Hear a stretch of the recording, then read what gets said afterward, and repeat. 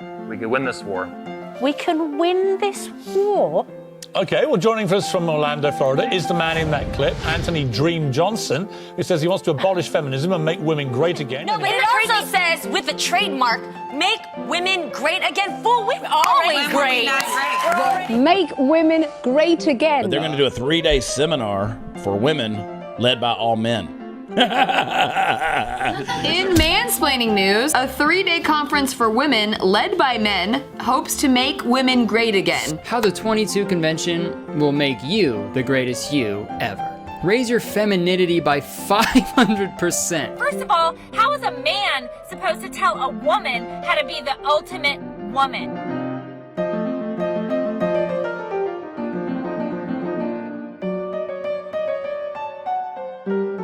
But women need to be taught how to be great again. Not my words. We do. Like how to land a husband, how to lose weight, how to pop out a bunch of kids. Why do men think they need to fix the problems of women? Well, it says the world's ultimate event for women. Yeah, Orlando, Florida, that's going to be the scene of the crime. It's mansplaining palooza, and say no to the toxic bullying feminist dogma.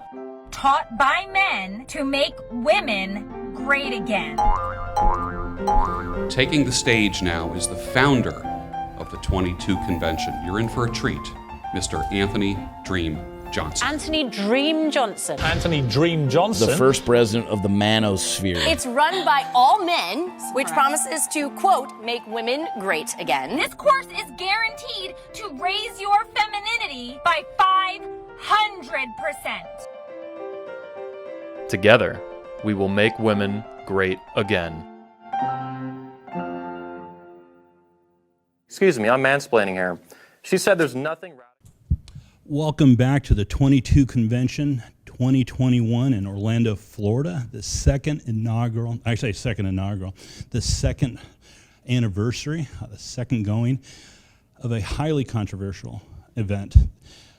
We are literally in presence of somebody who does incredible things. This is a man who defies reality. He creates it. He has an idea and he manifests it. He aspires and he's determined and puts in more work than I've ever seen anybody do. And he's always had that reputation. This event is outrageous because we dare to do it. And I think that is a crying shame. It's a mark on our civility. What we're doing is we're having the audacity to speak to each other, and in particular men to women in this particular case with the presentations. And I have the distinct honor and privilege to introduce the man who idealized this, made it come to fruition, and who quite honestly is moving the Overton window within the manosphere and men and women's communications and dynamic relationships, moving that back to a mainstream position, to a more natural and sustainable environment. I introduce you to Anthony Dream Johnson.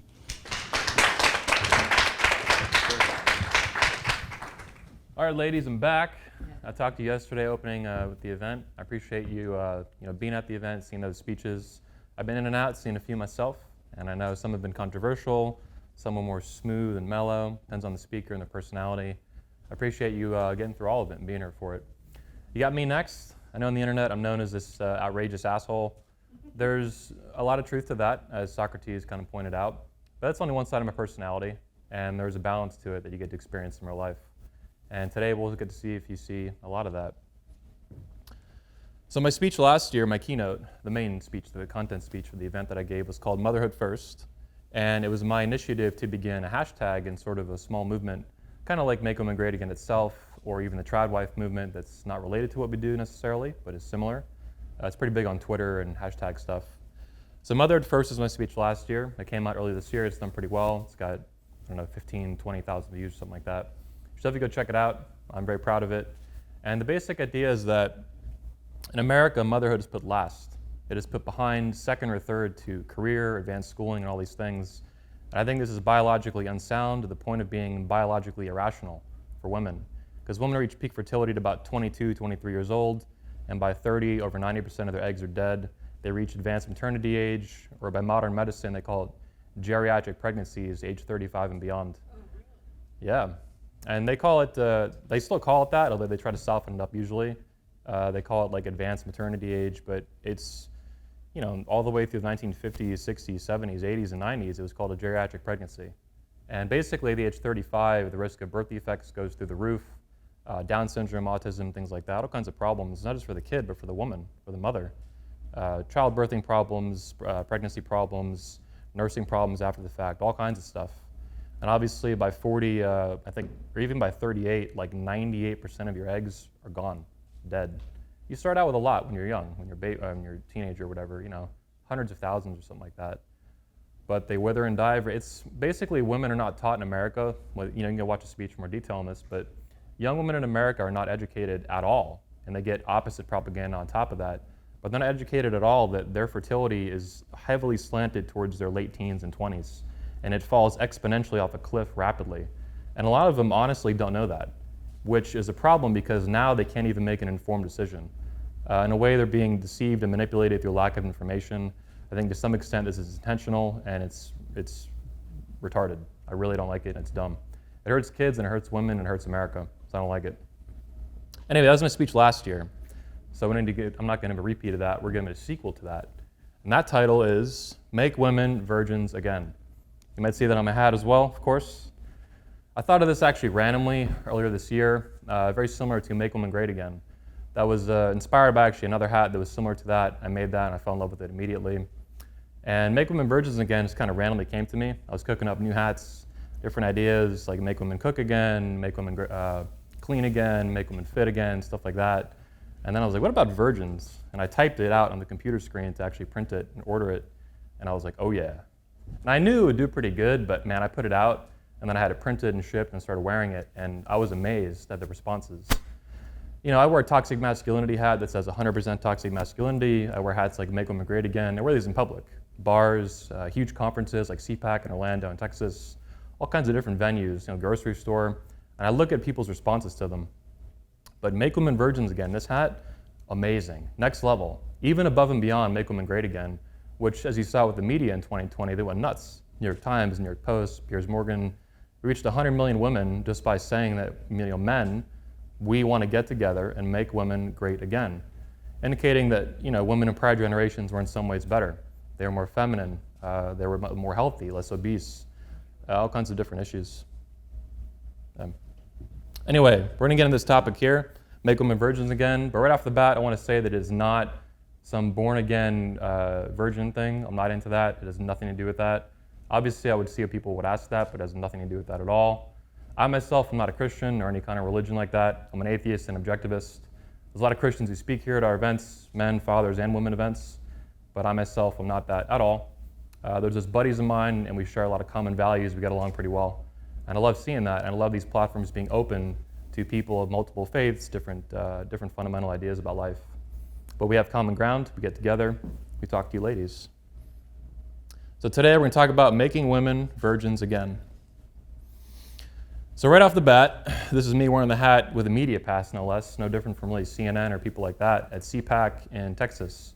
CPAC is a conservative political action conference. It's like the biggest Republican conservative event in the United States. That was the second one they held this year. It was a little bit smaller than the one in Orlando, held right here on our drive earlier this year too. President Trump was at both, you know, thousands and thousands of people. It was my first experience at these major political events. I also want to do a disclaimer that I'm not really a conservative or Republican. People assume this about me a lot, like they assume I'm a Christian because I hang out with like pastors and stuff and all these hardcore Christians, but I'm not. We get along really well, which is kind of amazing because they think I'm going to hell and stuff. I'm a heretic. I'm like, yeah, whatever, man. But anyway, I love going to these events this year. It was a real privilege. I had some buddies like Eric Carroll, who's in the back here, who had other media access to the event and introduced me to a lot of people. I really appreciate that. And it was an amazing experience at all the events I went to this year. We'll get into more of them. But anyway, I wore this hat to CPAC, and it taught me a lot about the different responses, like I kind of hinted at in my opening address to you. The responses that Make Women Virgins Again, and this idea, this thrust would get from different age groups, different demographics, different generations. Young women, older women, young men, older men, men in the middle, even some teenagers I met at these events. You know, it gives kids like 15, 16, so Zoomers and stuff. But what I found is, number one, in mainstream culture, there's like this meme that Zoomers, these young kids, are based and they're savage, and Boomers are like old and decrepit and like dumb. And I actually found the opposite. I found later in the year, we'll get into it in a minute, I went to a non-CPAC event. I went to another event run by another organization, allegedly for Republicans and conservatives and all this stuff, who, like Christians, I get along with. I'm not exactly that. I'm more of like, my politics are much more with the founding fathers than Ayn Rand. And the media tries to paint Republicans and conservatives as that, and the reality is a lot different. Some of them are, a lot of them aren't. They just paid lip service to that crap. I'm like 100% Thomas Jefferson, George Washington, Ayn Rand, all these people. Some people say it's radical. I think it's dumb. These people founded our country, these men, these founding fathers, and my respect for them is infinite. And I really wish that the media portrayal of those people was accurate, that they're super base, founding fathers people, and they're not. I am, a lot of my friends are, but a lot of mainstream politics is not. It's lukewarm lip service BS, and I hate it. I find it embarrassing and stupid. Anyway, I did find, this was surprising to me, that's why I'm pointing this out. And I think a lot of people will be surprised by this too, but boomers are much more based, they're much more friendly to ideas and discussions about masculinity and femininity and culture and marriage and family relationships, much more so than I thought. And at Turning Point USA events with Zoomers, it was not like that.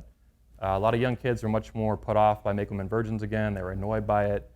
No one attacked me or anything, but it was older people, older Gen Xers and boomers who found it funny. They wanted to ask me about it. They were curious. They were open-minded.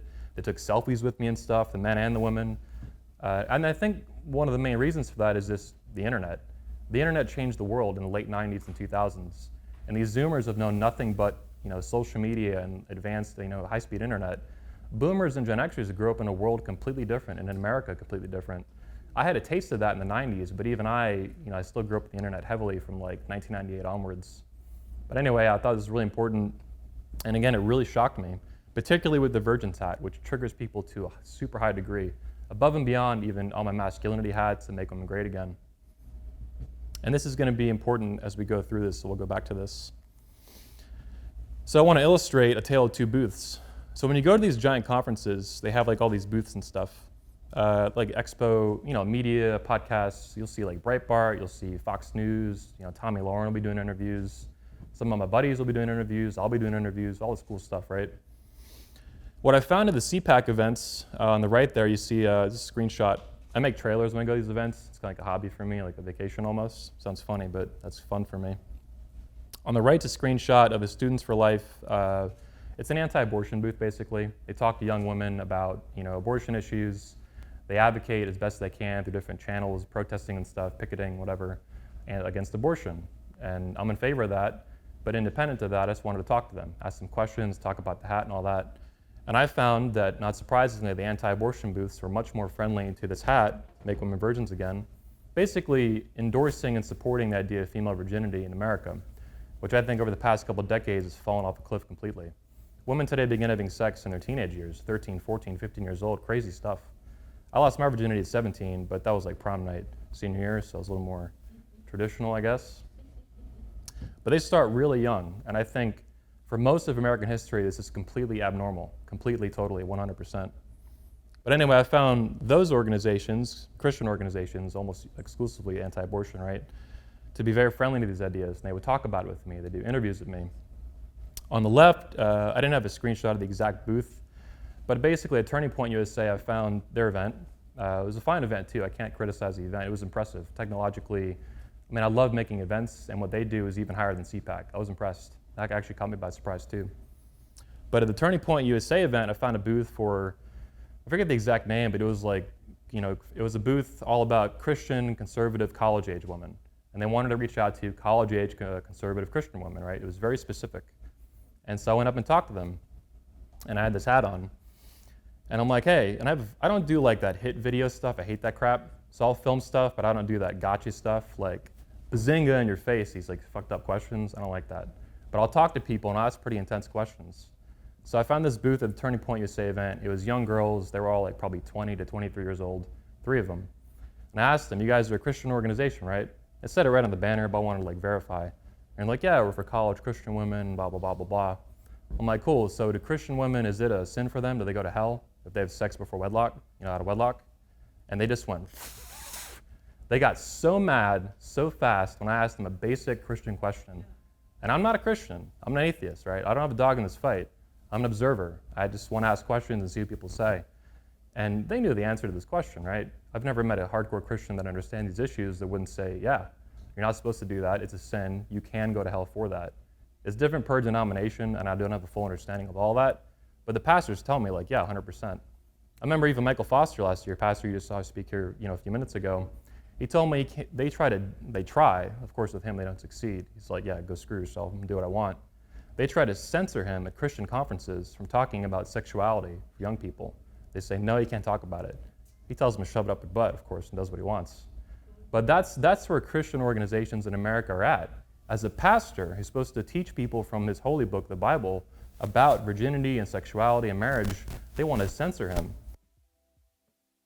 Christian organization, are women supposed to do this, or can they go to hell and get in trouble with your God for this? They just go silent. And so we're not answering that. This whole attitude. They went from friendly, like, hey, what's going on? I'm filming YouTube stuff, to just pissed off in a blink of an eye. This was kind of a boomer zoomer thing once again, right? The boomer people find it funny. They take pictures with me. They ask what it's about. Is there a website, right? The zoomer girls who are Christian, this is an explicitly Christian organization. They get mad. And this to me is indicative of where zoomers are at versus the boomers and older Gen Xers and stuff. And it's also indicative too of where American culture is at with regard to female virginity, or even virginity at all, and preserving it and valuing it and respecting it and encouraging it. That's just gone out the window. These zoomer girls don't even know it's alien to them. Like, it's like from another, I might as well be speaking Chinese to them. Chinese that makes them really mad for some reason.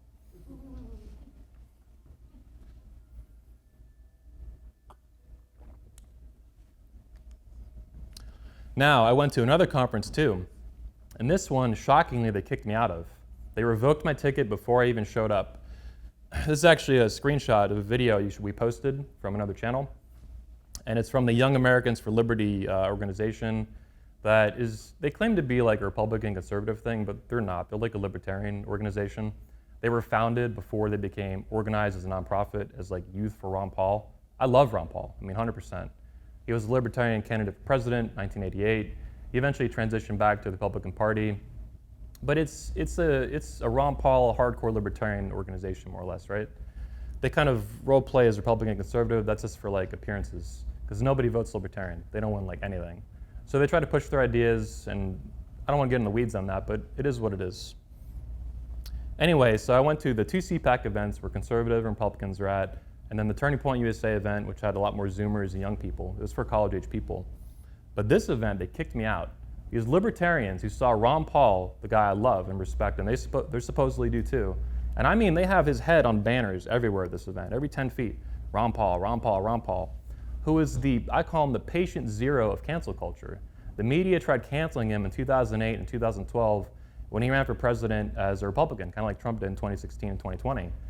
He was the beginning of trying to shut someone out and shut him up, because he was a real threat to the political establishment. And these people kicked me out of an event. They revoked my ticket before I even got there, didn't tell me, and it was all this screwed up process when I got there. But eventually they just kicked me out, and they said, your brand doesn't fit with our event. Why? Because my brand is anti-feminism, explicitly, right? It's pretty obvious at this point in 1,000 different ways. You can read unlimited articles about feminists bitching about me on the internet. So that's not inaccurate, but I was stunned that I'd be welcomed, given immediate pass at these conservative events, I'd be respected, they wouldn't kick me out. I was just an attendee like anyone else. I followed the rules. I filmed cool videos with, I even interviewed Hercules, Kevin Sorbo, the actor at CPAC, and a Green Beret at another event, running for Congress in, I think, Washington State, Joe Kent. So I'm doing cool stuff. I'm publishing it to a huge channel. And basically, I have an audience of like 350,000 men, young men. These conferences should be reaching out to me, begging me in some sense, right? I don't get too high horse about it, but I have access to a lot of men who don't care about politics too much. Depends on the individual, but they're interested in ideas about masculinity and patriotism and freedom. They should be hunting for people like me. And instead, and now they were friendly, right, at this CPAC and Turning Point events. This event kicked me out. Could not believe it. In the spirit of Ron Paul's, I need to reach out to Ron Paul actually and make him aware of this. He would be furious about this. And this guy is an old man now. He's like 90 years old. He almost died, I think, earlier this year. He he had a heart attack or something like that. But the guy's a legend, and this just angered me to no end. But it showed me what losers libertarians have become. These people used to be based, super based, legalized cocaine, all this stuff, automatic weapons, like super hardcore political shit. And now they can't even tolerate someone saying, I don't like feminism, I think it's stupid. They can't tolerate that. They kick you out of events. Because it's run by these libertarian little losers and Zoomers who are not based. They're part of this zombie cult of weirdos.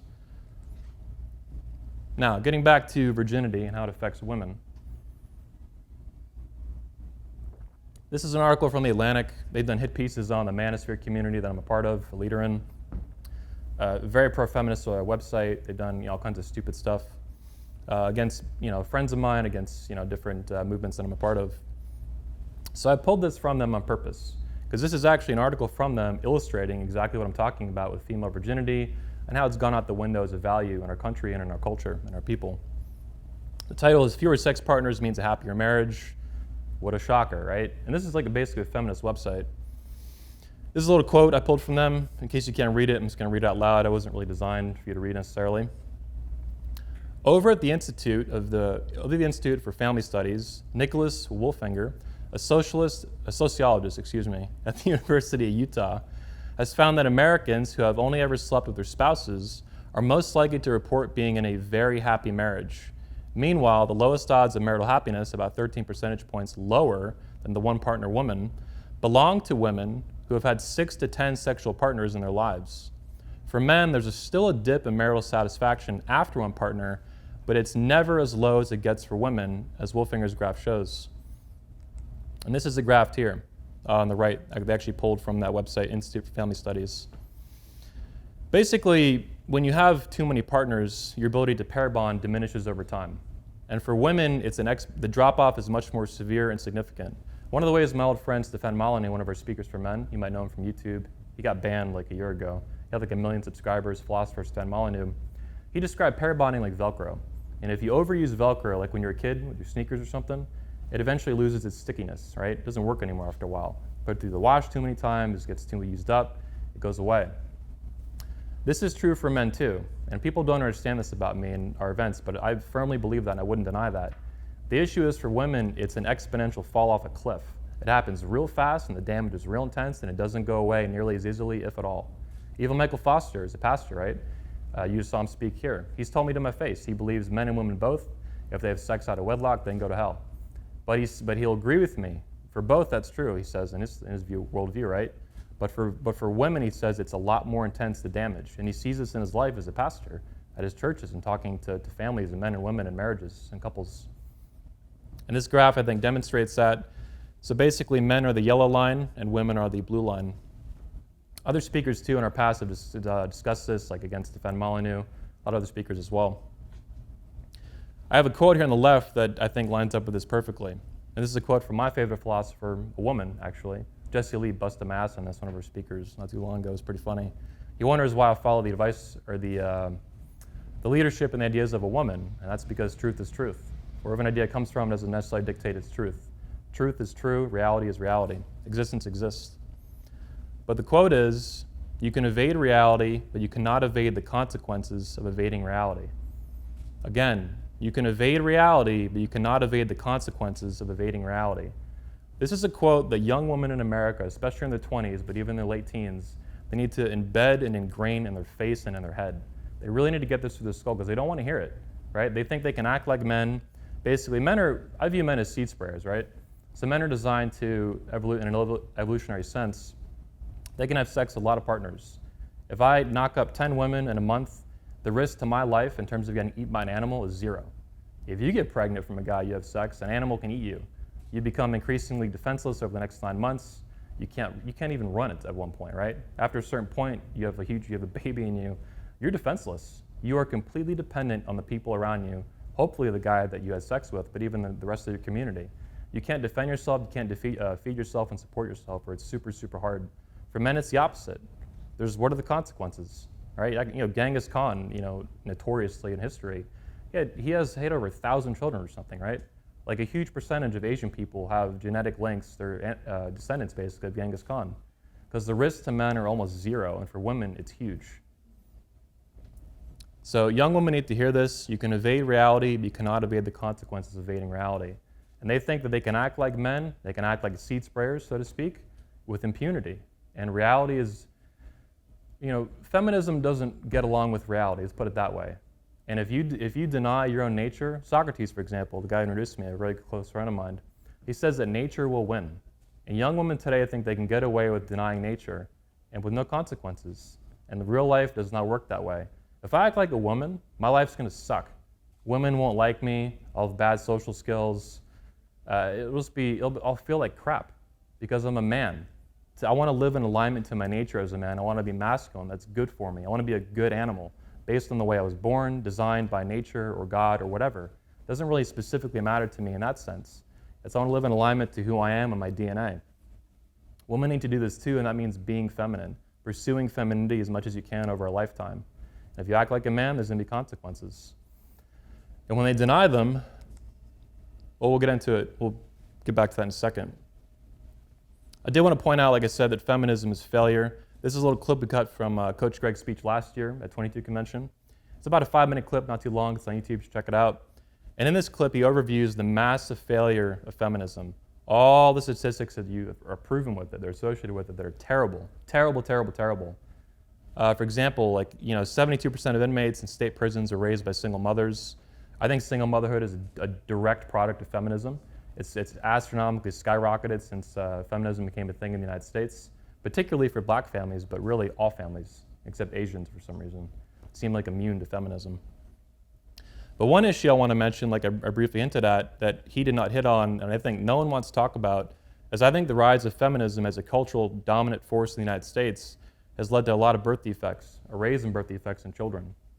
No one wants to talk about this, but feminism has basically pushed the age of motherhood further and further and further down the timeline as they continue to prioritize schooling and career first before motherhood. They put motherhood last, basically. And I think a direct result is kids come out. They're being born, when a mother is 36, 38, 40 years old. That means your children are at a higher risk of birth defects. It doesn't matter what your beliefs can be whatever you want. Reality is reality, and your beliefs don't dictate it. Your opinions don't dictate reality. Another quote that I should share with you from a philosopher named Francis Bacon, Ayn Rand was fond of this comment too, is that nature to be commanded is to be obeyed. Nature to be commanded is to be obeyed. When you disobey it, like the Ayn Rand quote, there's consequences. And some of those consequences are not just for you, it's for your children, it's for the babies. And I've never seen, for some reason, anyone talk about this on the internet, that feminism in some way, shape, or form leads to birth defects in children. Permanent stuff, right? Down syndrome, autism, all kinds of really horrible stuff. For what? So women can have a career at 25 instead of 35? Like, this makes no sense. It's crazy. Anyway, you should go check that out. This is great. So this is Lori Alexander. I interviewed her earlier this year for a little over 2 hours on my YouTube channel. I did want her at the event, but she's battling a pretty serious form of cancer right now, so she couldn't make it. Hopefully she gets healed from that, comes here next year. She loves what we're doing, and I'm really happy to have her at the event in the future. This is a super fun interview, though. You should check it out. It's on 21 Studios, about 2 hours, Lori Alexander. You can just type the internet's most base grandma. I think we'll pull it up. I think she is, right? But I bring this up because one of the most common rebuttals when I talk about female virginity, with this hat, in public, at events, conferences, right, whatever, people say, well, what about men? We're talking like within 5 seconds, right? If they're not like totally triggered, like screaming at me, like, we're not answering that, right? They go, well, what about men? We're like, literally 10 seconds into a conversation. And what do they want to do? They want to deflect the conversation to men immediately. Now, we could talk about that, but that's not what the subject is, right? This is basically a manipulation tactic. It's a logical fallacy. I want to talk about a specific issue, right? That's completely legitimate. I'm not saying that's, male virginity is not a thing we can talk about. Christians certainly would, right? Michael Foster, other pastors, stuff like that. That's fine. It's that women want to, feminists in particular, and women who are indoctrinated by feminism in ways they may not even realize, they want to punt the issue away from women and deflect it and hide it. No, we're going to talk about female virginity like we have been here, right? And this needs to be normal in the culture again. Why can't we talk about this? Why do people get so mad, right? I don't go up to people insulting them about these issues. I ask them questions. They can't handle it. Because our culture has become this, pussified beta male, kind of culture. Snowflakes, basically, George Carlin stuff. Anyway, I bring this up because Lori, she was a virgin when she got married to her husband. I think his name's Ken. I haven't talked to him yet, but I talked to her a lot through email, obviously on video. She was a virgin when they got married a long time ago, and he was a virgin as well. So I asked her, if your husband, and she's hardcore Christian. I mean, this woman is like a female Michael Foster. She loves Michael Foster. It's like her favorite, right? I'm like, all right, if your husband was not a virgin when you guys met and when you got married, would you still have married him? You can watch him in video. She goes, absolutely. Boom, immediately, zero hesitation, which is indicative that men and women are different. It doesn't mean, and so I asked her this question too because that lines up with her beliefs. She's a hardcore Christian. Virginity, before marriage is important to her. I'm an atheist, right? I don't think I'm going to hell for having sex out of wedlock. It isn't that specific consequence, burning for all eternity. It doesn't really matter to me. I'm interested in the consequences here in real life on this planet, here on this earth, in my one life. But she flat out said, no, I would have still married him, 100%, right? No problems with that. Even though she thinks that's a sin. This is like a really serious thing for her. And she takes her religion very seriously, which I respect. I respect that a lot. So a basic foundational idea for the manosphere, like at 21 Convention, for example, that's kind of the center of the manosphere community, is that men and women are different. And this to me illustrates that. And it's another reason why punting the issue away from women is false and it's dumb. We can talk about men, but it's a different situation, it's a different context. When we talk about female virginity, this is important. It's extra important. It's more important. And that's, I think, her answer to that question kind of highlights that too, right?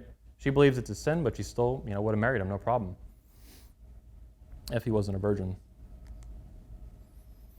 My basic premise is that thought culture, so hooking up like crazy, which I firmly believe, and I don't think this is even controversial, but girls having sex really young, getting into Tinder and going to college and getting drunk and going to parties and just like screwing a bunch of guys, which is really, really, really common today.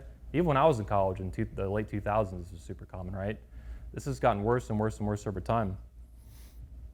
But thought culture, losing virginity too young, not caring about it, not valuing it, disregarding it, disrespecting nature, this leads to the cat kingdom. It's a fast lane to the cat kingdom. I call it the cat. I love cats, by the way. People think I hate cats because I do this stuff. I love cats. I feed half a dozen cats in my neighborhood. I'm a cat daddy. I have evidence of this, man. I can tame like stray cats, all kinds of stuff. But this thought culture that's super normal today, right? This is an extreme version of it, Cardi B with their WAP stuff. But this has become normalized. This is feminism to me, right? They don't say, I'm a feminism, WAP, or I'm feminist, right? WAP. It's not that explicit, but this is feminism. This is the end result of 100 years of feminism, unchecked, unchallenged. You're not allowed to talk about it. You're not allowed to challenge it, right? At all, anywhere. It's supposed to be like this completely normal thing that you can't even challenge and criticize, which is ridiculous. 100% ridiculous. Most men are weak and beta. How do you get past this? How do you be a real man? How do you be a husband and a father? That has been where we've dropped the ball as men, is because we're too acceptant. We're too tolerant. I'm calling for intolerance for evil. We need to be able to properly identify with the definition, what is masculinity? We need men to stand up and do heroic things. Building a tribe of people who are of like mind, who you can depend on, who hold you accountable, who will call you on your BS.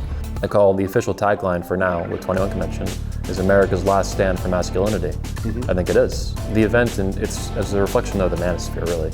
You come out and you consciously attend and start talking with these people, because people who are coming here to discuss big ideas, important ideas. Not just talking about being masculine, but okay, you've done all this self-development, what are you gonna do with it?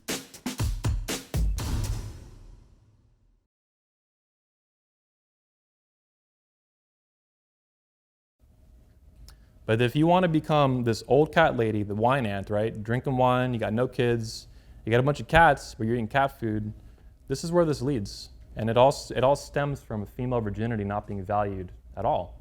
Like you can just be a man and like there's no consequences. No. It's women like this, it's sad, right? We can make fun of them and mock them with memes and stuff. It's really sad. There's no Sean Smith said it, the Dr. Sean Smith speaking to our men over there. His buddy Ken was speaking to you on Sunday, that there's no do-overs, right? Your virginity peaks at 22, that's it.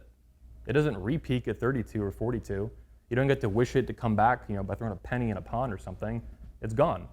90% of your eggs are dead, gone forever when you hit 30. You hit advanced maternity age at 35 forever. And it'd be one thing if girls knew this and they were educated and they still did it, They're just doing it. They really don't even know. They have no idea. Girls hear this stuff and they're like, what? It's bad, it's toxic, it's terrible. And it's sad. As much as I might, combat these people on the internet, make fun of them, make them really mad, and like kind of ruin their day, it's sad. I don't like seeing it. These are my countrywomen, right? These are my fellow Americans, females. I don't want to see them do bad. I want to see them do good. And this is not good. Whether it's this, they try to, elevate this to some God status. It's stupid. It's all stupid, and it's all sad, and it's all terrible. It's misery, compensating itself through these other, it's kind of like an opposite projection, right?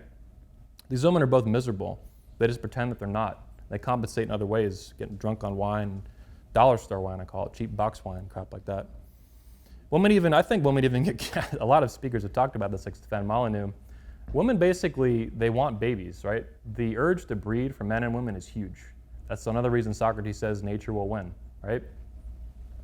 But basically, they don't have kids and they replace them with cat babies. So it's the right idea, but the wrong species. It is what it is. Here's a picture from last year. We're going to transition a little bit to more personal here. So for my speech last year, I told women that they should, when they're young, most women, not all, right? We live in a free country and we should. And if you want to make bad choices and ruin your life, okay. I just want the consequences to be on you, to be self-responsible. But young women, I think, should get wifed up, knocked up to live happy. These are my nephews. I don't have kids. On the left, my left here, we got Tyson. On the right, we got Bryson. They're about 1 year apart, little Irish twins, right? Now I got more. Now we got unlimited babies. I got another nephew too, right? Dylan in the middle, the new one, from my older sister, Maria. So those are on the left. Those are left and right are brothers. In the middle is Dylan. So they're all cousins now, which is super cool. I had cousins too growing up. I still do. They live pretty far though up in New Jersey. But I love seeing them. I love having them. And holding them really, I guess you could say, as a figure of speech, not literally because I'm not Christian, but holding my nephews, especially the first one, Bryson, on the right, but all of them ultimately, Tyson, Dylan, and Bryson, that put the fear of God in me. It really made me realize like what my lifestyle of banging a lot of chicks over the years and all the stuff I was doing as a pickup artist and stuff like that, where this really goes, where this leads, or where it can lead.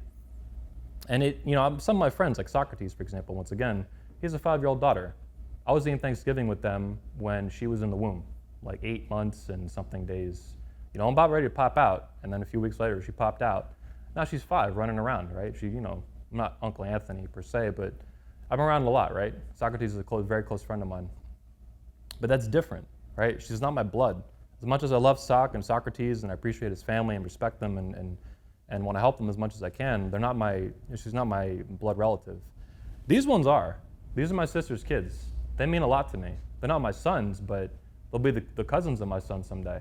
They're important to me. I want to help them and nurture them and protect them, like my aunts and uncles did for me and still do to this day.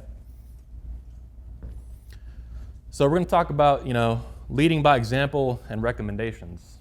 There's one thing to say, women should be virgins again, make women virgins. Virginity should be valued in America. It should be respected. It should be honored. It should be considered the foundation even of femininity. At least chastity as well, and chastity and virginity. These are like the cornerstone, the starting point of femininity, right? This should be encouraged culturally. But I also want to lead by example. And like, what can I do? So just brass tacks, I think that's how you say it. Brass tacks, like I've banged over 130 women in my life. And I've turned down probably even more than that. Since I was 17 over the past 15 years. And there are guys with way higher notch counts than that. There's a guy speaking there right now with the notch count, right now literally across the hall. John Anthony, he's had sex with 1,400 women, which is mind-boggling. Yeah, it's pretty wild. I think now that's not my lifestyle, that's unreal. But I still think there's a lot for men to learn from him. I don't think they should emulate that, but with that much life experience, that's like the Olympic gold medal of going out and being promiscuous, right? That's wild. I don't think I should do that, but they still can learn from that. My life has been sort of similar to that, but nowhere near at that crazy high level. But what I realized basically, especially my nephews, is that life was leading to disaster. And you would even say, especially my nephews being born, I was getting a gut feeling as I was approaching 150. I was like, I don't feel good about this. I'm not a woman, but I don't think I'm invincible to losing my ability to pair bond, to connect, to build a relationship. At some point, 1,400, he's way past the point of being able to build a family. Now his values too are in alignment with that. He doesn't want to build a family. That's crazy to me. but that's his life, that's what he's gonna do with it, right? But I don't wanna be that guy. I don't wanna have sex with 500 women or 1,000. Sounds kind of like fun, but not really, because your children and family are a lot more important to me. My values are in alignment in this direction, and I think by far most people, men and women, line up this way. They'll be the oddballs, right? They say prostitution is the oldest profession in the world. I don't really doubt it. There's always been these like hyper alpha males that will just slay women their whole life. But that's not me, and most guys are not even, they're never gonna get anywhere near that. For example, in America, the average lifetime partner count for men is like 7, and for women it's like 10 or something. I don't know if I trust the women one, to be honest. I think women are a lot more bad. Men tend to like pump their numbers up, women tend to downplay them. This kind of is what it is. I think he's telling the truth though, that guy over there, pretty wild dude. Anyway, what I decided, let me get a little more backstory on this too. So I'm 33 now, and I lost my virginity at 17. I was in a 4.5 year relationship where I was monogamous, didn't cheat, nothing like that. I think that's like really stupid, abusive, and retarded. I think it's like, for men and women both, you should not do that. Never mind if you're Christian or whatever, right? It's even more terrible. But what I realized is that the older I got, is the more wild and dangerous my behavior was getting. The pinnacle of this is when I bought a 3-pack of Plan B off Amazon Prime, because it was cheaper than getting it like a Walgreens. And I was like, this is like, and I never got any STDs, thank God, but I realized this was like out of control. This was gonna end in disaster. I was gonna end up, let me say this too. What I realized by holding my nephews, these little babies, is that if I pick the wrong woman, if I make the wrong woman the mother of my children, I'm gonna get stuck with her, because I know guys at the fatherhood event who've been through divorce court, who've been through hell. We have a guy here right now, Jeff Younger, going through that. The mother of his children is trying to castrate his son. I'm not kidding, look it up. Jeff Younger, CNN, Fox News, all over the place. It's terrible. These men that I know, I even know their kids sometimes, right? I get to know these people, they live in Orlando. That kid, he's stuck with that woman for 18 years. That kid is stuck with that mother for life. She might be crazy or not. Maybe she's just like kind of a bad woman who's not virtuous or whatever, right? There's all kinds of, life's complicated. The point is, if I pick the wrong woman to be the mother of my kids, that kid, girl or boy, is stuck with that woman forever, including after I'm dead. That's fucked up. That's when I was like, I can't do this anymore. This is not in alignment with my moral values. I'm done. I'm sick of this. It's not fun anymore. It's getting like, I don't know if it's inhumane. It lost all of its excitement and fun. And I think that was part of the danger element. I kept getting into like riskier and riskier sexual behavior. But also I think it was my brain, like my hindbrain, right, lizard brain, pushing me to breed. And I was like, this is gonna get me. Like, however smart I think I am, that little lizard brain is gonna get me. And I ain't gonna beat him. I'm pretty good, right? I made it this far without knocking a woman up, but I'm not perfect, I'm not invincible. I know that for a fact. I've learned that the hard way in my face, in real life. I married a hooker back in like 2014, for example, on accident, on purpose. It's on YouTube, you can check it out, marrying Medusa. Anyway, I stopped having sex out of wedlock back in April. It's like I'm done, 100% done. And after behaving this way for so long, just doing kind of whatever I want, with the exception of that relationship where I didn't cheat or anything, I've just kind of done whatever I want, and I'm like, I'm done. I can't do this anymore, 100%. I don't need, a lot of people immediately like, oh, are you Christian or whatever? I'm like, no, this is not a God thing, it's not a religious thing, nothing like that. I can't hold these babies and then engage in this behavior and reconcile the two. I'm like, this is sick, this is done. It doesn't mean it's not fun, although I did lose a lot of fun over time. It just became very repetitive and just no emotions, and just was fucked up. But anyway, that's how I lead by example. And I don't think women should do that. So women will watch this, maybe they get some feminist is bitching at me or something. Curtis Connor, he was screaming at me to like 4 million like little Zoomer chicks, on YouTube, stuff like that. They're gonna watch this and like downvote it and hate it, whatever, right? I don't think though they should do this. This is my decision. I'm leading my life the way I want to do it. I think young women in America, if they watch this, the few that watch it and actually care and are interested in making their life better, they should do something different. So feminism, I think, has encouraged women to lead relationships, including sexually and stuff, and this is bad. Men have to lead their families, marriages, relationships, all of it. If women lead, women are not happy. If men lead, men are happy and women are happy. That's how that works. You can be mad about it, whatever. I didn't make the rules, this is how it is. But if you say you're not gonna have sex anymore with like the boyfriend or ever again out of wedlock or anything like that, this is you trying to lead in a way that's not gonna work. You might think it's gonna work, it's not gonna work. It's gonna blow up in your face. I think what women should do is commit, and I got this idea from a friend actually years ago in another situation. I was just kind of observing something else going on. He basically said women need to commit to the idea of marrying the next man they have sex with. If they're in a position where they want to get married, they realize they've done a lot of wrong, whether that's they banged too many guys, 10 or 50, at that point they're probably just broken, but they basically need to commit to marrying the next man they have sex with. Not maybe, not probably, not 80%, not I'll try my best, 100,000% committed, period, done. That's it. So that's different than what I've done, right? I've completely shut off the part of my life, no. But women should do something different, and I think that's pretty reasonable. And, well, the guys gonna hear that and be like, what the fuck? But I think what women need to do, especially young women, right? They don't know a lot about dating at all. That's why they get burnt out on Tinder, banged out by all these alpha males, and the whole life's ruined, right? They end up cat ladies. The WAP stuff. Boom. But I think, let me go back to this actually. Hang on a second.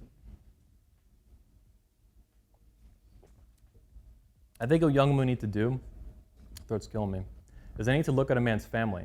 They need to stop focusing too much on themselves and even on him. They need to look at his surrounding environment and the context. That means his family. How many brothers and sisters does he have? Are his parents married, right? How many cousins does he have? What are those relationships like? They need to look well beyond the man before even considering his own intentions, right? Unless he just says flat out, I don't want to do this, it's never going to happen. He's a player kind of guy like that, or a fuckboy as we call it in today's culture.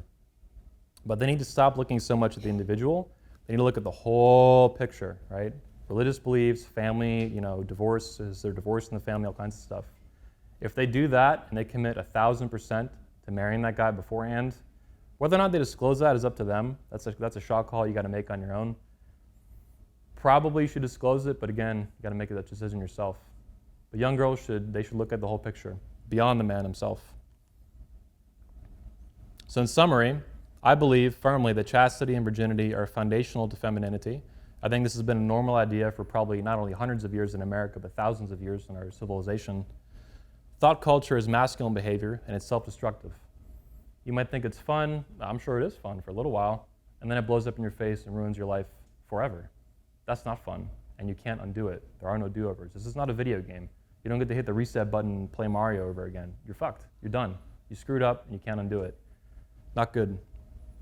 So sex is fun, but it can be dangerous, particularly for women. Ask any single mother who got, left, all that. Her whole life's ruined. She has to depend on the government the rest of her life, big daddy government. That's a whole train wreck on itself. And we need to revalue female virginity in America ASAP. I really think that, political conservatism, like we were overlooking earlier, one of the reasons I'm not a political conservative so much, and I identify much more explicitly with being a patriot and the founding fathers than I ran, is it's a failure. These ideas make them angry, to the point that they don't even want to talk about them. You don't agree, okay, let's talk about it, maybe debate, right? I'll debate anybody on this stuff. They don't want to talk about it. They get obsessed with policy stuff, right? The wall and this and that, blah, blah, blah. They never look at the deeper, bigger picture, the roots of what's happening. And it's stuff like masculinity, femininity, divorce rates, virginity, particularly for women, right? This is super taboo, and it should not be. These are the main things they should be talking about. This is what makes real change. And then it's even beyond conservatives, though, right? Look at Christians today in America. They can't even, Michael Foster's a pastor, certified pastor, schooling, all this stuff, right? He goes to big Christian conferences. They try to tell him, no, you can't talk about that. They're deplatforming themselves, right? I get kicked out of libertarian events just for saying feminism's stupid. Never mind this stuff. I didn't even wear this hat, right? I wish I would have, given what happened, that they kicked me out and all that for stupid bullshit. But yeah, whether the libertarians or political conservatives, these people are lost. They need, and I think there's hope with the boomers in particular, but yeah, that's one of the reasons I don't identify. They don't get it. They really, truly, fundamentally don't get why culture is the way it is, why politics has gone off the rails, is super polarized, blah, blah, blah, blah, blah. They'll blame the Democrats, liberals. No, they don't get it. It's sex. There's nothing more foundational in our species than masculinity and femininity, than men being men and women being women. These forces in our culture and in our species are hundreds of thousands of years old. They're older than the wheel, they're older than fire, they're older than language, way older than civilization, any religion, God, all this stuff. There's nothing more foundational. If you're anything more foundational male and female is either you're talking about being a human being, or you're talking about another primate. You leave the species. You've lost the context at that point. These forces are beyond foundational and fundamental to who we are as human beings and to how our whole world operates. Not just America, not just the West, everywhere. And we're all human beings, and we all have to respect our nature if we want to live well with each other and even as individuals in our own lives, from micro to macro.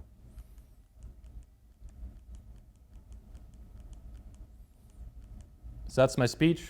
Make women virgins again. I appreciate your time. I appreciate being here at the event, and I hope you enjoyed my talk. If you want, I can take some questions. I do have a question. Sure. There's a microphone, audio. Can we get our mic? Uno moment. Oh yeah, cool. Thank you.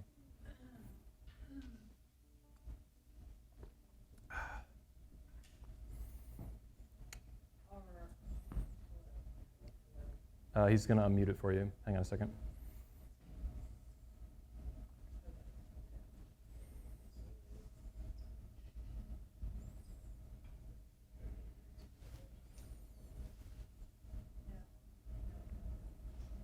You can just ask it, and I'll repeat it. Please, thank you. Yeah, sure. Are Zoomers being born now? Are they the babies of millennials? I am a Boomer. Yeah. A Zoomer are the babies that you showed. I think the Zoomers are the children of Gen Xers. I'm not like a generational, sociologist expert on that, but I think the kids born now are the next one after Zoomers. I think that's pretty recent too. Yeah, it keeps going. I'm a millennial. Millennials, man, I don't even know where to start with millennials. Well, yeah, Yeah. don't even go there. Yeah, I'm in the middle too, right? I'm not even an old one or a young one, so. Yeah. Okay, and then I do second. Is thought, T-H-O-T, Mhm. an acronym? Yeah. For, and what is an acronym for? In my understanding, it stands for that hoe over there. It's basically how Zoomers today, I think Zoomers made this up. Slang. Yeah, it's slang. Ho. Over there. She's gonna get an A+ on the quiz after the end of the event. Now I think it basically just means hoe. It's like a new way to say hoe, but they can hashtag it, and it's not a curse word then. Oh, hoe, H-O-E. That hoe over there, like a garden tool. Oh. I thought you meant W-H-O-R-E. And so for the camera, she was asking what thought means, and I had to explain to her what the acronym means. Yeah, well, thank you. I don't know these things either half the time. There's so many new acronyms like this that people make up. Well, and therefore my question. Yeah. Okay, well, thank you. You're welcome. Anybody else? I think she has one there. Hi. Hey. Roya. Thank you. I guess I have an overarching question and some comments. So I work with women. I've been working with them for over 20 years in coaching. And I had to do some healing myself. And it started in 2015. I was a very driven woman, still am. Okay. And was married for 22 years, in a relationship for 25 years. Wow. And wanted to figure out how I contributed. So I think whenever you have a problem, you point your finger to self first. Yeah. And so I've been to deep diving since 2015 on relationships in general. And in coaching women, there's a general pain. They don't feel the joy of the things that they've achieved. They're in relationships where they don't feel passionate, held, seen, and heard, and the men too, and that they feel guilty as mothers. Now, when we're talking about the subject of sex, I do see that men are the key and women are a lock. And essentially, you have to decide not every key gets to fit in your lock, right? Yeah. Because you are going to carry more of that. And in putting a man inside of you, it's like you take his energy on. So you have to be very careful about what energy is deposited in the body. Yeah. Now, I think, though, extreme in anything is extreme. So in working with women, and I work with a lot of women in Utah, actually, where Mormon culture is big. And so I'd like to go to that slide, if you don't mind. Oh, the Utah people. Because that's where the study was done, was in Utah, where there's a high rate of Mormons. We got a Mormon in the back, too, virgin, where being a virgin is huge. Yes. And the challenge that I found is that when women are extremely promiscuous, it's a lack of self-love. And what happens when they're extremely virginal, they begin to have a lack of self-love. I have a comment on this, if I can pause you here. Yeah. So I think let me say this. I think women saving sex till marriage is super cool. It can be very dangerous. You can blow up in your face. I mean, you basically are trying to get the first guy to be the right guy for a long, long time. There you go. And that's not easy. Yeah. I think young women should count much more so on family. Actually, not even their immediate family if they can trust them, brothers and sisters. I have a lot myself. But even beyond that, I think aunts, uncles, and cousins are some of the best judges you can have around you, if you're fortunate enough to have that. Agreed, yeah. In fact, because they're less biased than your family. In fact, in foreign culture, like I'm half a foreign culture, it's very much you look at the whole family. Yeah. And the family has to approve of your partner more or less for it to feel right, because they become a part of your whole immersion. Because who can have foresight of 50 years when you're 19? Like, this is really hard to get that right. Yeah. And if you're female. partnering with a man that's under 25 when his mind isn't developed yet, his physical brain isn't developed yet. And by the way, if you're on the pill, it changes your chemistry, so the smell changes. Right.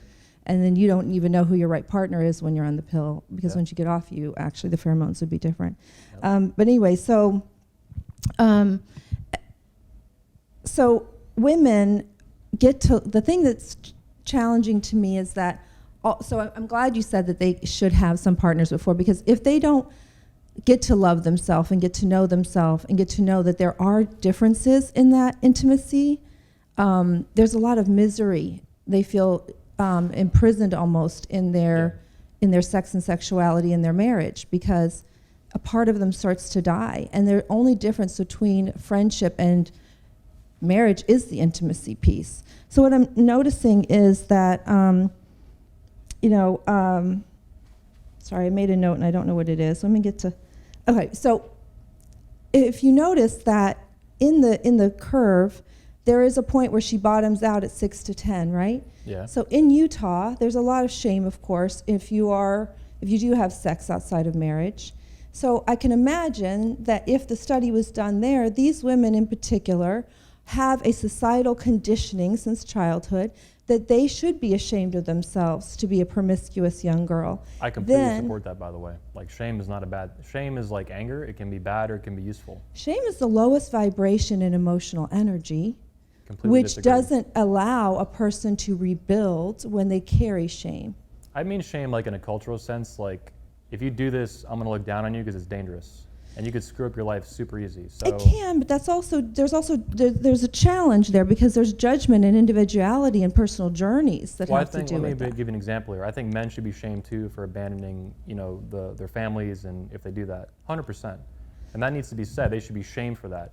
Not just it's a difference of opinion and like their lifestyle. No, you abandon your family, you're a piece of shit. If you're hurting someone, absolutely. Yeah. So that's kind of where I'm at with that position. Yeah, there's a line. Yeah. But then you see how it spikes back up again. And so my observation and my hypothesis, my illusion is that they regain their self-confidence and their own self-esteem and their own being a sexual human. And I'm not saying you should have that many partners. I'm just saying what that indicates to me is a reclamation of themselves at some degree. Could be. To understand that they can go. Interesting and useful. It's not. It's a map. It's not the territory. Right. So if you did this study like outside of Utah, you might get different numbers. It could be worse. It could be better. Utah, of course, is a bastion of traditional values in America. I just went there recently for my first time. I really enjoyed it. I was like, this is super cool. The rest of America is not like that right now. So other parts of the world are even more traditional and stuff like that. But anyway, the map is not the territory. So like, this is really cool to look at. I'm not saying that's absolute truth what's on this graph. It's just what they found. I don't even know the numbers and the quantity of people and things like that they had in it. Yeah, but that's going to go toward the point is that it's in a state that. Yeah, sure, and I don't deny that, and it could be biased in that in that sense. Yeah. But I also think that valuing female virginity has been a common sense female value for a long time. It's been a common sense cultural value. Like I say I'm for toxic masculinity. That's just to piss people off. I'm for common sense masculinity and common sense femininity. things that were known for thousands of years, like our species has 2 genders. There's not 500. The gorillas have 2, monkeys have 2, baboons have 2, we have 2, not 500. We're not special. And the same is true with respecting things like female virginity. Like, we didn't need studies 1,000 years ago to say that, like, letting 19-year-old women bang 10 dudes off, there's no Tinder then, but if there was, is dangerous. You could ruin your life, you could get knocked up on the first guy. Even if they don't get knocked up, or an STD that ruins your life forever, like a permanent one. One guy, you know, in the manosphere we say that the number of women is not really important, it's what happened, or the number of partners a woman has is not super important. It's an easy target to attack and stuff, like, oh, she banged 40 dudes, she's a whore. It's not like that. A woman can get really her heart broken by one guy.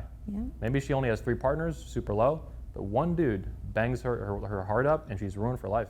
She'll be haunted by that guy 20 years later, still talking about him. I know friends who've, you know, dated girls that are older, 40s and 50s.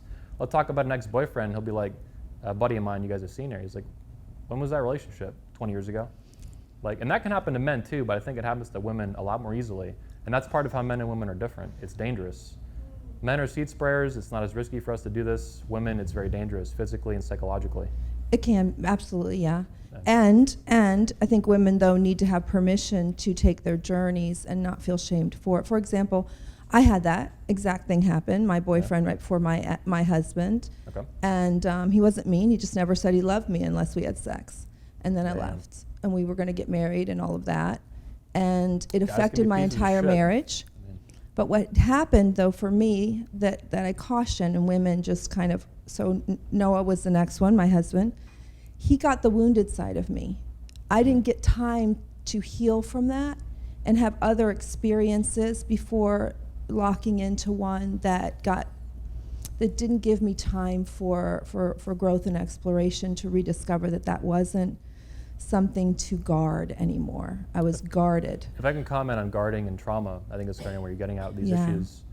I think part of femininity itself, valuing femininity and virginity included or not in context, I think part of femininity is preserving femininity. We say in the manosphere, for example, our view of men and women is that masculinity is built. Like young men, like getting laid when you're 30 as a man is way easier than at 20. At 20, you're a young kid, you know, you're just out of your teens, you don't have any money, you don't really know anything about the world, you're not very masculine yet, right? Your brain's not developed yet, you're not super logical or rigid, you're not like a badass yet. You haven't been challenged by the world and overcome it. With women, it's the opposite. Femininity is mostly not built, it's preserved. That's part of where virginity fits in and valuing it. And I don't think we need to live in some, you know, Handmaid's Tale, like hyper-Nazi culture. That shit's stupid and weird. That's a farce that they make up on TV. But I really think that women, their femininity is preserved, and virginity for women is part of that, explicitly, physically, like you said, lock and key stuff. I think, you know, I think the word virginity is what throws me off. I don't think virginity is a preservation of femininity. I think sexual chastity instead. I think sexual awareness and self-awareness and making conscious decisions rather than, but that comes from grounding too. You have to understand, How do you feel about own yourself. self-responsibility for women? What does that mean?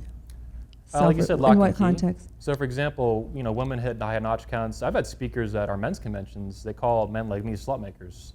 And I'm like, no. I've had debates with some pastors even over this. I'm like, if a woman has had sex with like 35 guys, and I'm number 36, for example, this has happened, I'm sure, at some point, I'm not responsible for you being, if that girl is considered a slut, let's assume that, I'm not responsible for that. I didn't make you bang 35 guys. Neither did the guy number 35, 30, 25, 20, 10, 15. Some of these guys might have been just like legit assholes along the way, but in total, she's the common denominator. And some people don't want to hold women responsible. I think even traditionalists sometimes, they don't want to hold women responsible for anything. They're scared of women, in public or otherwise. No, you're responsible for what you do as an adult. And assuming you didn't get raped, which I'm saying that didn't happen in this example of 35 Well, there's or whatever. varying degrees of being sexually wounded. It doesn't have to have rape involved. And there's varying degrees of But in terms of partner self-esteem count, issues. in the absence of rape, a woman is 100% responsible for her partner count, not the men, not any one of them, not even together. Oh, She well, did yeah, it. unless she was, yeah. There's a lot of factors in that. I don't disagree with that. What I'm saying is that we're talking about extremes, right? So there's extreme in promiscuity, and there's extreme in virginity that can both be equally harmful to the psyche. Potentially. I mean, female virginity, you know, blowing up in your face because you try to marry the first guy you bang, that's an example. It's not perfect. There's risk. Or even to waiting for the next guy I'm going to have sex with is the guy. If you wait to 30, yeah, it could be too late. There's context. Like if a woman's like 35 and you haven't ever been married, man, your chances of getting married are like 13% at that point. So there's a lot of nuance to this. And what I want to say is Ayn Rand, my favorite philosopher, is fond of saying that there are no guarantees in life. You probably heard that elsewhere too, right? There's nowhere that's risk-free. No matter what advice, no matter what ideas you come up with or someone advises you, even if they're really good, nothing's risk-free, right? No matter what you do, no matter how well you plan, no matter how good you have family and friends and culture and whatever, it's not risk-free. It can always blow up in your face. As a man, as a woman, anything like that. So yeah, it can blow up in your face. It could be dangerous. But I still think that female virginity should be protected and valued and respected and encouraged. Not forced, encouraged, 100%. In public, churches, speeches like this, whatever. Our culture's lost that completely at this point. You're not even, this is probably the first time any man's got up in public in the past 30 years in a secular stage and said, female virginity is a good thing, we should talk about it, debate it, all that. This is like not allowed. I would never get invited to a TED conference to talk about these issues, ever. Yeah. Right or wrong, they wouldn't care. It's not allowed, and that's wrong. Does that answer your question? We've been talking kind of back and forth. Yeah, there's a lot to talk about. Does anyone else have a question? I got to wrap up in a minute. All right. I'm going to wrap up. All right, it's been a little bit over an hour. I appreciate your time. I appreciate you being here. Thank you very much. I'm Anthony Dream Johnson. Talk to you soon. Peace out.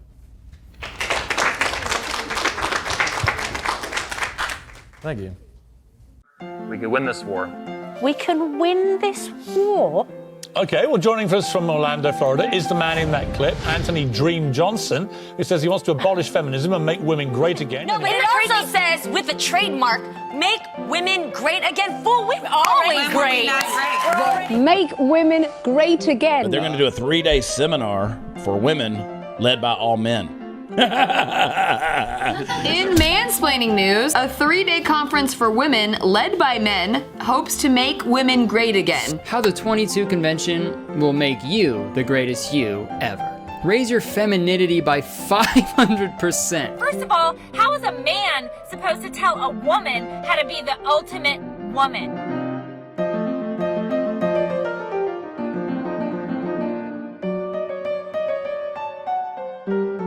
Well, women need to be taught how to be great again. Not my words. We do. Like how to land a husband, how to lose weight, how to pop out a bunch of kids. Why do men think they need to fix the problems of women? Well, it says the world's ultimate event for women. Yeah, Orlando, Florida, that's going to be the scene of the crime. It's mansplaining palooza, and say no to the toxic bullying feminist dogma. Taught by men to make women great again. Taking the stage now is the founder of the 22 convention. You're in for a treat, Mr. Anthony Dream Johnson. Anthony Dream Johnson. Anthony Dream Johnson. The first president of the manosphere. It's run by all men, which promises to, quote, make women great again. This course is guaranteed to raise your femininity by 500%. Together, we will make women great again. Excuse me, I'm mansplaining here. She said there's nothing